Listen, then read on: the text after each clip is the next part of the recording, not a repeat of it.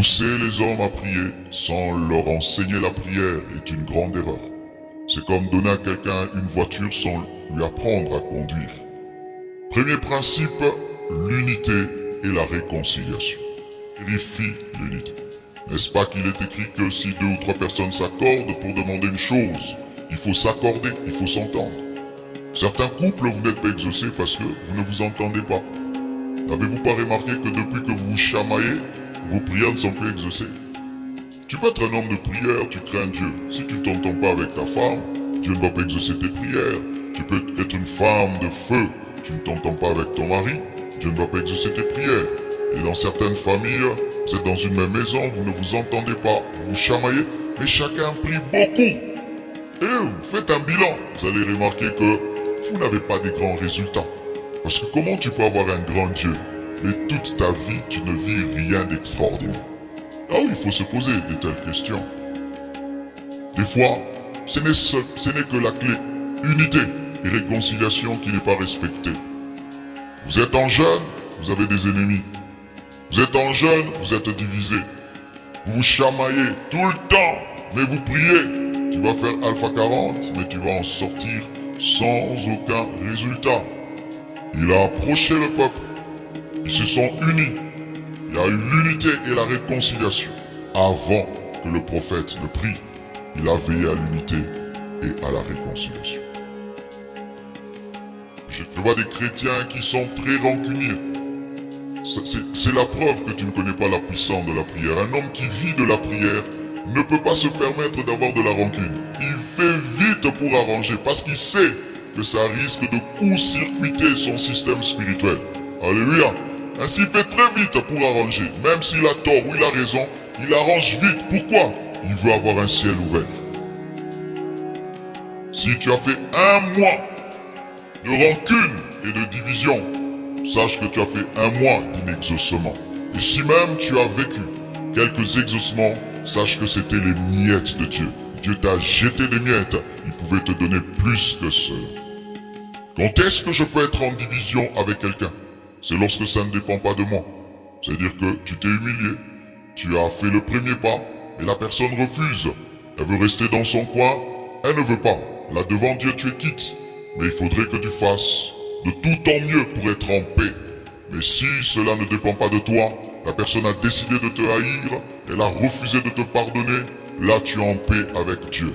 Mais vous devez faire un effort, l'effort d'arranger, l'effort de vous réconcilier. Deuxièmement, la restauration de la communion avec Dieu. Redonner à Jésus-Christ sa place dans ta vie. La repentance, te mettre en ordre et ce, dans tous les domaines de ta vie. Pourquoi je le dis? La Bible dit toujours au verset 30, « Et Élie rétablit l'autel de l'Éternel qui avait été renversé. » Les Juifs avaient renversé l'autel de Dieu pour bâtir l'autel de Baal et l'autel d'Astarté. Il y avait un sacrilège en Israël et avant qu'il ne prie, il a d'abord rétabli l'autel de Dieu en Israël, redonné à l'Éternel sa place en Israël avant de prier. Est-ce que l'autel de la croix est rétabli dans ta vie? Est-ce que Jésus-Christ a toujours sa première place dans ton cœur? Est-ce que tu t'es repenti de tous tes péchés? Est-ce que tu as rétabli ta communion avec Dieu avant de prier? On ne prie pas un Dieu en colère. On ne prie pas un Dieu dont l'autel est renversé. On ne prie pas un Dieu dont l'autel est anéanti. Il faut rebâtir la communion, rebâtir l'intimité, se repentir, redonner à Dieu sa première place dans ta vie. Avant de prier, il faut que celui que tu pries soit le premier de ta vie. De Dieu. Et aujourd'hui, l'autel pour nous, c'est la croix. Et celui qui doit être au centre de nos vies, c'est Jésus-Christ de Nazareth. Troisièmement, il faut présenter Jésus-Christ au Père. ou faire une prière accompagnée d'une offrande inspirée par le Saint-Esprit. Je répète, il faut présenter Jésus-Christ au Père ou faire, en plus de cela, une prière accompagnée d'une offrande inspirée par le Saint-Esprit. La Bible nous dit, au verset 33, « Il arrangea le bois, coupa le taureau par morceaux et le plaça sur le bois. » Alléluia. Il n'a pas prié avec un autel vide. Il y avait une offrande sur cet autel. Et l'offrande sur notre autel, d'abord, c'est Jésus-Christ de Nazareth. Lorsque tu pries, tu dois présenter Jésus au Père. Tu ne dois pas présenter ta propre justice. Tu ne dois pas présenter ton estomac vide. Tu ne dois pas présenter tes efforts. Tu dois présenter Jésus. Tu dois prier au nom de Jésus. Rappelez-vous des enseignements sur la prière au nom de Jésus. Dieu ne nous exauce pas. Il exauce son Fils en nous. Il a dit, ce que vous demanderez en mon nom, je le ferai. Quand tu pries, prie au nom de Jésus. Quand tu prie, prie au travers de l'œuvre de la croix. Quand tu pries, compte sur le sacrifice de Jésus-Christ à la croix. Ne te fonde pas sur toi-même, mais fonde ta prière sur l'œuvre de la croix. Il faut un sacrifice sur l'autel. Alléluia. Deuxièmement, après que tu aies prié au nom de Jésus-Christ, le Saint-Esprit peut te demander d'accompagner ta prière d'une offrande. La Bible nous dit que lorsque l'ange est apparu à Corneille, il lui a dit quoi? Tes prières et tes aumônes ont été entendues. Pas seulement les prières, les aumônes aussi. Tu peux faire des prières accompagnées des offrandes et des offrandes que le Seigneur te demande. Lorsque tu pries, n'entends pas seulement Dieu dans le domaine des révélations, qui est l'homme de ta vie, qui est la femme de ta vie, qui est le sorcier, mais aussi en matière des offrandes. Dieu peut te dire, cette prière, tu es en train de demander les études, tu es en train de demander le succès, tu es en train de demander la prospérité, tu es en train de demander un travail, donne aussi une offrande, tu es en train de demander ceci, accompagne ta prière d'une offrande. Alléluia. Quatrièmement, il faut se donner soi-même. Il faut te donner toi-même. Jésus-Christ s'est donné. Il est l'offrande. Mais il y a aussi des libations. La Bible nous dit que lorsque Élie a établi l'autel, rétabli l'autel, il a mis l'offrande, mais en plus de l'offrande, il a demandé à Israël de verser 3 fois l'eau. Et cela, c'est la libation. C'est toi la libation. Jésus est le sacrifice principal. Toi, tu es l'eau. Tu dois te donner toi-même à Dieu. Dieu exauce la prière de celui qui s'est donné à lui-même. Et totalement. On ne dit pas qu'on a versé l'eau une fois, ni 2 fois. C'était 3 fois. Et l'homme a 3 parties. Le corps, l'âme et l'esprit. Et Dieu te demande de l'aimer de tout ton corps, ton âme, ton esprit. Tu dois te donner totalement. Tu dois verser l'eau 3 fois. Alléluia. Tu dois te donner totalement. Et cette eau est versée sur l'offrande. Et ta vie, tu la donnes à celui qui a donné la sienne en premier. Si tu ne donnes pas ta vie à celui que tu pries, c'est une escroquerie spirituelle. Tu ne recherches que son aide. Seigneur, donne-moi. Seigneur, aide-moi. Seigneur, donne-moi. Seigneur, aide-moi. Ok, mais donne-moi ta vie. Non, non, non, non, non, non, non, non. Aide-moi, bénis-moi, protège-moi, mais donne-moi ta vie. Je ne veux pas. Non, frère, Dieu ne fonctionne pas ainsi. Tu dois répandre ta vie sur l'autel. Tu dois te donner à celui qui s'est donné. Et quand tu prieras, le feu tombera. Cinquièmement, il faut connaître celui que tu pries. La Bible nous dit, au moment de la présentation de l'offrande, Élie le prophète s'avança et dit, « Éternel Dieu d'Abraham, d'Isaac et d'Israël », il savait à qui il s'adressait. Il ne priait pas en l'air, il ne priait pas un Dieu inconnu. Il savait que celui qu'il priait s'appelait l'Éternel, qu'il était le Dieu d'Abraham, d'Isaac et d'Israël. Il connaissait celui qu'il priait. Connais-tu celui que tu pries? La grandeur de la révélation que tu as va déterminer la grandeur de ton exaucement. Il y a des gens, pour eux Dieu ne donne que le spirituel. Vous aurez le spirituel pendant cette retraite. Et d'autres, Dieu ne donne que le matériel. Vous n'aurez que le matériel. Et d'autres croient que Dieu peut donner le spirituel et le matériel. Et vous aurez le spirituel et le matériel. Et certains, ils croient que Dieu est le Dieu qui donne la fourmi. Il te donnera la fourmi, mais d'autres croient que Dieu peut aussi donner l'éléphant. Et il te donnera un éléphant. Tout dépend de ta foi. Si tu crois que Dieu peut faire des grandes choses, il fera des grandes choses. Mais si tu crois que Dieu ne fait jamais des grandes choses, il n'en fera jamais. Frère, qui est ton Dieu? Quelle est la révélation de ton Dieu? Mon Dieu, c'est celui qui m'a jamais abandonné. Ça, c'est le nom de mon Dieu. Celui qui ne m'a jamais abandonné. Est-ce que tu as une révélation personnelle de Dieu? Quand tu dis Jéhovah Jireh, est-ce que tu as cette révélation? Jéhovah Shikenu, Adonai, Elohim, Eloheka. Est-ce que tu as une révélation personnelle de Dieu? Dieu d'Abraham, Dieu d'Isaac et de Jacob, éternel, celui qui n'a ni commencement ni fin. Il est en train de prier, celui qui n'a ni commencement ni fin.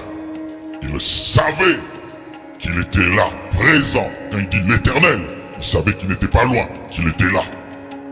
Quelle intimité tu as avec Dieu? Quand tu pries, tu fais comme un perroquet, comme certains enfants qui viennent des fois dans nos cultes et qui voient comment nous prions. Et puis quand ils prient, ils font comme les parents, mais ils ne comprennent rien. Quand tu pries, est-ce que tu t'adresses vraiment à quelqu'un? Quand tu pries, est-ce que tu crois que Jésus-Christ est là? Quand tu pries, est-ce que tu crois que Jésus-Christ est ressuscité? Quand tu pries, est-ce que tu crois que ton Dieu est tout-puissant, qu'il est capable? Quand tu pries, est-ce que tu crois en sa fidélité? Quand tu pries, est-ce que tu crois qu'il est ton Père? Quelle est ta révélation?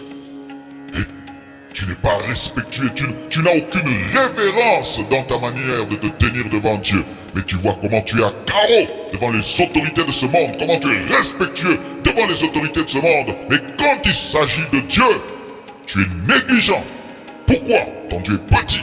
Et comme il est petit, il fera des petites choses dans ta vie. Commence par respecter Dieu avant de réclamer des grandes choses. Commence par honorer Dieu avant de réclamer des grandes choses. Commence à le traiter comme un roi avant de te réclamer qu'il te traite comme un prince. Car s'il n'est pas roi, comment il va te traiter comme un prince? Je prie Jésus-Christ de Nazareth, qui est le chemin, la vérité et la vie. Il est le Fils de Dieu, il est aussi Dieu, l'alpha et l'oméga, la clé qui ouvre le ciel, la porte du paradis. Alléluia! Il a reçu le nom qui est élevé au-dessus de tout autre nom, et en son nom tout genou fléchit au ciel, sur la terre et sous la terre. Est-ce que tu as la révélation de Jésus-Christ? Il faut connaître celui que tu pries. Sixièmement, il faut prier pour la gloire de Jésus-Christ. Il faut prier pour la gloire de Dieu. Il dit quoi? Que l'on sache aujourd'hui que tu es Dieu en Israël. Il avait une motivation pure. Il ne cherchait pas à démontrer qu'il est terrible, qu'il est terrible. Sa première motivation lorsqu'il invoquait le feu, ce n'était pas de prendre une photo pour la mettre sur Facebook, mais c'était pour qu'on sache que l'Éternel est Dieu. Des fois, mes frères, nous échouons seulement dans la motivation. Quand tu pries, Dieu te pose toujours une question. Pourquoi tu veux que je le fasse? Seigneur, utilise-moi puissamment. Pourquoi tu veux que je t'utilise puissamment? Seigneur, enrichis-moi. Pourquoi? Quelle est ma part dans ta richesse? Quelle est ma part dans ce miracle? Quelle est ma part dans cette onction? Quelle est ma part dans ce que tu me demandes? Que l'on sache que tu es Dieu. Il cherchait à rétablir l'honneur de Dieu. Purifiez vos motivations et Dieu vous exaucera. Ne tombez jamais dans la rivalité, dans la compétition. Si tu veux perdre la faveur de Dieu quand tu pries, commence à faire des choses par rivalité. Commence à demander des choses par compétition. Commence à demander des choses pour prouver aux autres. Commence à demander des choses pour ta propre gloire. Tout d'un coup, la grâce s'arrêtera. Parce que Dieu ne vient pas te glorifier, il vient se glorifier en toi. Il vient se glorifier en toi. Alléluia. Et aussi, septièmement, tu dois connaître qui tu es.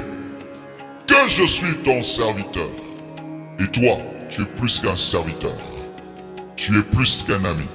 Tu es l'épouse du roi. Est-ce que tu crois ça? Dis, je suis la femme de Jésus-Christ. Tu dois te connaître. Et ça, ce n'est pas de l'orgueil. Tu dois connaître. Élie savait qu'il était un prophète et il savait qu'il était un serviteur de Dieu. Il savait qu'il était différent des prophètes de Baal. Il savait que lui n'était pas prophète de Baal, qu'il n'était pas prophète d'Astarté. Et ce n'est pas un péché de dire, moi je ne suis pas un faux serviteur de Dieu. Amen, hein? Si tu sais que tu n'es pas un faux serviteur de Dieu, dis-le. Je ne suis pas un faux serviteur de Dieu. Lorsqu'on a dit aux apôtres qu'ils étaient ivres de vin, ils ont dit qu'ils n'étaient pas ivres de vin. Ils ont dit qu'ils étaient remplis du Saint-Esprit. Défends qui tu es et tu dois savoir qui tu es. Et quand tu te tiens devant Dieu, tu sais que tu es co-héritier avec Christ. Tu es adopté par Dieu et tu es digne de prier et de dire Père, parce que Dieu est devenu ton Père depuis que tu as cru en son Fils. Tu ne te tiens pas devant Dieu en train de mendier, mais tu te tiens devant Papa. Arrête de prier Dieu comme si tu étais un esclave. Être béni dans la vie chrétienne, ce n'est pas un accident, c'est la vie chrétienne normale. Mes frères, être exaucé, ce n'est pas quelque chose d'extraordinaire dans la vie chrétienne, c'est la vie chrétienne normale. Jésus était toujours exaucé, et tel il est, tel nous sommes. Voir des miracles, ce n'est pas extraordinaire, c'est la vie chrétienne normale. Vous n'êtes pas venu quémander l'exaucement.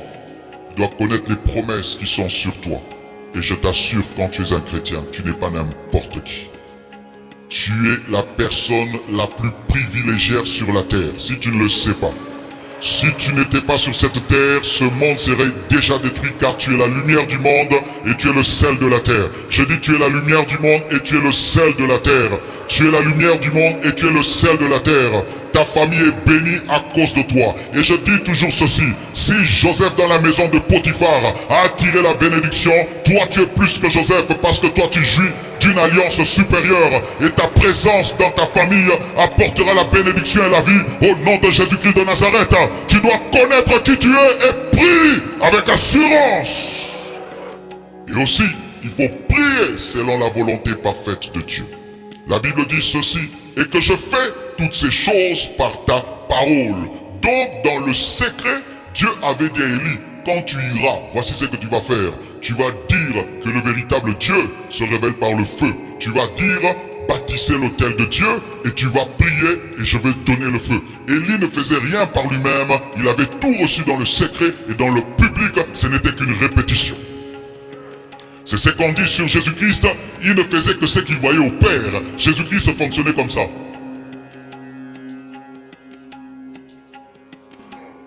Alléluia, il regardait le ciel et faisait sur la terre. Même le tabernacle de Moïse, c'était quoi? L'image du ciel. Si tu veux être exaucé, regarde le ciel et prie. Regarde le ciel et fais. Regarde le ciel et fais. Alléluia. Avant de prier sur la terre, entre au ciel et reçois les prières du ciel et fais-les sur la terre. Alléluia. Que Dieu te donne la sensibilité spirituelle afin que tu puisses capter la volonté de Dieu et qu'il puisse te dire ce que tu dois faire. Vous savez, quand j'étais assis là, il m'a dit que je prierai pour vous. Je ne l'ai pas dit pour le dire. Il m'a dit quand tu finiras le message, tu vas prier pour ces jeunes. Et je vais seulement obéir et je sais que le feu de Dieu va tomber sur vous. C'est tout. Je ne fais que la répétition. Quand tu demandes une chose, tu dois te rassurer qu'elle est conforme à la volonté de Dieu parce que Dieu ne fait que ce qui est sa volonté. Tu ne peux amener Dieu en dehors de sa volonté. C'est pourquoi des fois, tu peux maudire quelqu'un, Dieu ne le maudit pas parce qu'il voulait que tu le bénisses. Et des fois, tu peux bénir quelqu'un, Dieu ne le bénit pas parce que Dieu voulait que tu le maudisses. Si tu demandes à Dieu un païen comme mari, Dieu va t'exaucer. Sa parole dit déjà qu'un chrétien ne peut pas épouser un païen, qu'il n'y a pas de rapport entre la lumière et les ténèbres. Alors des fois, tu n'es pas exaucé parce que tu ne connais pas la Bible. Tu es en train de dire à Dieu de bénir un voyage dans lequel tu as menti.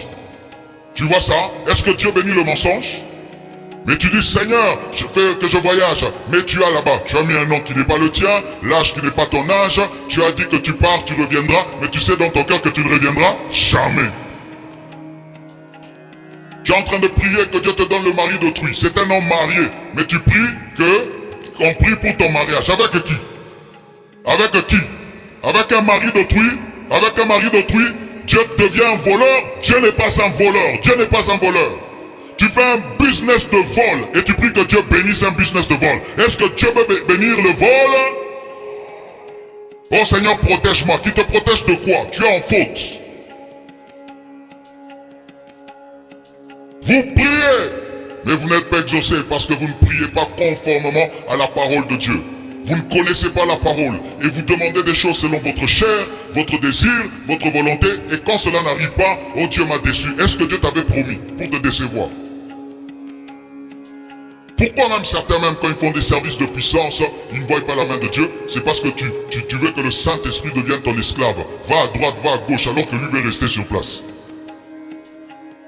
Neuvièmement, il faut insister. Dites, il faut insister. Au verset 37, la Bible dit, réponds-moi, Éternel, réponds-moi. Réponds-moi, Éternel, réponds-moi. Il n'a pas dit, réponds-moi. Mais il a dit, réponds-moi, Éternel, réponds-moi. Il pouvait dire, réponds-moi. Mais il a dit, réponds-moi, Éternel, réponds-moi. Et lorsque vous étudiez Élie était un homme très déterminé, très assidu. Vous voyez, lorsqu'il a demandé que la pluie tombe, il a prié 7 fois. 7 fois il a prié. C'était un homme déterminé. C'était un homme qui ne lâchait pas facilement. Frère, je vais te dire la vérité. Il y a des choses que tu demanderas, Dieu les donnera directement. Mais il y a d'autres, tu devras insister. Et pas parce qu'il y a un démon. Des fois même, c'est vrai, il y a des puissants des ténèbres qui peuvent s'y opposer, comme cela est arrivé avec Daniel. Mais des fois, c'est Dieu seulement qui veut tester ta détermination. Vous voyez, lorsque Bartimée était en train de crier, Jésus-Christ l'entendait, mais il a laissé crier davantage. Alléluia. Il a entendu dès la première fois, mais il voulait savoir s'il le voulait vraiment. Et des fois, quand tu pries, Dieu veut tester si vraiment tu le veux. Tu pries, mais tu n'es pas déterminé, c'est ça ton problème. Tu lâches vite. Tu quittes une requête pour une autre. Pendant un temps, tu demandes telle chose, quand ça n'arrive pas, tu lâches. Et tu pries, ça n'arrive pas, tu lâches. Et tu as beaucoup de chantiers spirituels. Sois comme Jacob, je ne te lâcherai pas si tu ne me bénis pas. Il a tenu l'ange jusqu'à ce qu'il ait été béni. Prie avec détermination. Et quand tu pries avec détermination, tu n'écoutes pas ta chair. Vous savez qu'au départ, lorsqu'on prie, la chair nous dérange. Tu es distrait au début de la prière. Il y a beaucoup de pensées qui te dérangent. Tu es faible, tu sens que tu as faim. Tu as même envie d'arrêter le jeûne. Mais quelqu'un qui est déterminé, il continue. Je ne te mentirai pas, prier ce n'est pas toujours facile. Ce n'est pas toujours facile de prier, c'est toujours une guerre. Même si tu as 50 ans de vie de prière, tous les jours tu dois te battre. Mais certains vous lâchez facilement. Tu pries bien lundi, mardi tu ne pries pas. Tu as une requête, tu la lâches. Tu as 2 requêtes, tu lâches. Mais frère, va jusqu'au bout, jusqu'à avoir un témoignage. Éternel, réponds-moi. Éternel, réponds-moi. Je ne répète pas parce que je doute, mais je répète parce que j'insiste. 10e, il faut avoir un but spirituel, même derrière des choses matérielles. La repentance, l'adoration, les actions de grâce, la gloire de Dieu, le réveil. Écoutez la prière d'Élie, il dit, afin que ce peuple reconnaisse que c'est toi, Éternel, qui es Dieu, et que c'est toi qui ramène leur cœur. Tout ce qu'ils demandaient là, que le feu tombe, tout ce qu'ils demandaient, que la puissance de Dieu se manifeste. La seule chose qu'il recherchait, que l'on sache qui l'Éternel est Dieu et qui ramène les cœurs. Il voulait qu'Israël revienne à l'Éternel. Il voulait qu'Israël abandonne Baal et Astarté. Le feu n'avait pas comme but de glorifier Élie. Le feu n'était pas seulement descendu pour un spectacle, mais le feu était venu pour la repentance. Les vrais miracles amènent à la repentance. Dieu ne peut pas faire marcher un paralytique pour le faire marcher. Quand un paralytique marche, c'est pour amener l'incrédule à croire. Quand Dieu te bénit, c'est pour amener l'incrédule à dire Dieu bénit. Amen. Je t'assure, si tu es bien habillé, tu as une belle voiture, mais ce n'est pas pour la gloire de Dieu, ça ne sert à rien. Alléluia. Si tu réussis dans tes études, mais ça ne glorifie pas Dieu, ça ne sert à rien. Nous avons de la valeur et de l'utilité dans le royaume de Dieu lorsque c'est que Dieu nous donne amène les hommes à croire en Dieu. Devenez des panneaux publicitaires de Jésus. Qu'au travers de vous, les païens puissent se repentir, que les gens puissent respecter Dieu, qu'ils puissent dire Dieu bénit, Dieu existe, Dieu exauce. Amen. Que l'on sache que tu es Dieu et que c'est toi qui ramènes leur cœur, pas moi, mais toi. Ensuite, vous voulez dire, Seigneur, j'aimerais qu'au travers de ce miracle, tu ramènes Israël à toi. En soi, c'est un miracle pour la repentance. Ne cherchez pas la puissance pour la puissance. Recherchez la puissance pour des raisons spirituelles. Amen. Et la Bible dit ceci. L'exaucement vint. Et le feu de l'Éternel tomba. Encore aujourd'hui. Je crois que Dieu étonne encore aujourd'hui. Et que le feu de Dieu tombe sur ta vie. Qu'il consume le bois, qu'il consume l'offrande, qu'il consume les pierres, qu'il absorbe l'eau et que les gens soient tétanisés par ce que Dieu va faire dans ta vie et qu'ils puissent dire mana mana, qu'est-ce que c'est? Mana mana, qu'est-ce que c'est? Nous n'avons jamais vu une telle chose. Mana mana, qu'est-ce que c'est?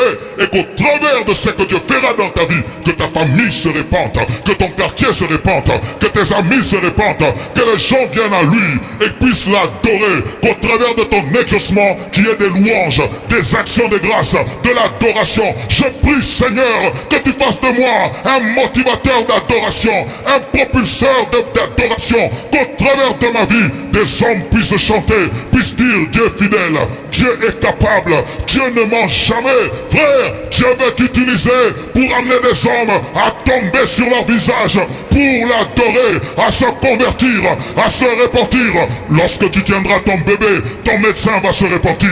Lorsque tu tiendras ton bébé, ton médecin va se repentir. Lorsque tu tiendras ton bébé, ton médecin va se repentir. Lorsque tu tiendras ton bébé, ton médecin va se repentir. Mana, mana, qu'est-ce que c'est?